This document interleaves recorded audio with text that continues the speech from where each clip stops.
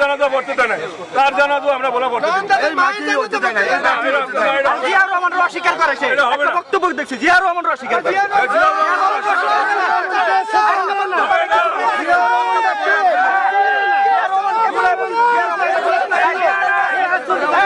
ভাই জিয়া রহমান অস্বীকার করে জিয়া রহমান ছাত্র দলের সভাপতি নুরুল আলমের জানাজা এই সরকারি স্কুলের মাঠে আমরা দিয়েছিলাম। সেই সময় নুরুল আলমের জানাজাও পড়তে দেওয়া হয় না, আব্দুর রহিমের জানাজা পড়তে দেওয়া হয় না, শহীদ আব্দুর রাজ্জাকের জানাজাও এই মাঠে পড়তে দেওয়া হয় না। আমরা চাচ্ছি যে ওনার জানাজাও এই মাঠে পড়তে দেওয়া হবে না, এটা আমাদের সকলের দাবি। সে সংসদের দ্বারে নুরুল আলমের মৃত্যুর ব্যাপারে মিথ্যা কথা বলেছে এবং তার প্রমাণ ভোলাবাসী জানে নুরুল আলমের মৃত্যু কিভাবে হয়েছে। নুরুল আলম পুলিশের গুলিতে মারা গেছে, এটাও ভোলাবাসী জানে। কিন্তু সে মহান সংসদ ভবনে দাঁড়িয়ে কেন মিথ্যা কথা বললো, আমরা তার তীব্র নিন্দা এবং প্রতিবাদ জানাই। আওয়ামী লীগ আর বিএনপির মধ্যে পার্থক্য কথা অনেকে বলছে যে বিএনপি এই কাজগুলো করবে না, সেই জায়গা থেকে কি বুঝতে পারছেন? আওয়ামী লীগ বিএনপির মধ্যে পার্থক্য, আওয়ামী লীগ যে অরাজকতা করছে আমরা তো সেটা করতেছি না, আমরা আমাদের প্রতিবাদ জানাইতেছি।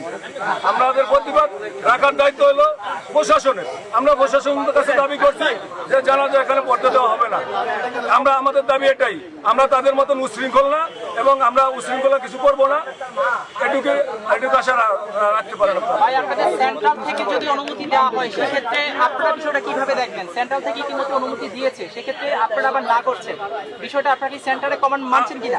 আমরা আমাদের দাবি উপস্থাপন করছি, সেন্ট্রাল যদি দিয়ে থাকে এটা সেন্ট্রাল জানে, আমরা কিন্তু জানি না, আমাদেরকে জানানো হয় না। আপনাদের সাথে সেন্ট্রালের সাথে কোনো যোগাযোগ হয়েছে কিনা? না, এখন কোনো যোগাযোগ হয়নি। আমরা এই স্লোগান যে যাতে না হয় সেজন্য তার প্রতিবাদী আমরা এই জায়গায় আসা। জানাজা ধর্মীয় মুসলমান হিসেবে তার হতেই পারে, আওয়ামী লীগের কোনো স্লোগান দিতে পারবে না। জানাজা হবে কিন্তু কোনো স্লোগান কোনো এলিমেন্ট সৃষ্টি না। বিএনপির হাইকমান্ড, বিএনপির প্রেসিডেন্ট সেক্রেটারি তাদের নির্দেশনা হইলো বড়। আমি কি বললাম সেটা বড় না, আমি বিএনপি মুখপাত্র নয়।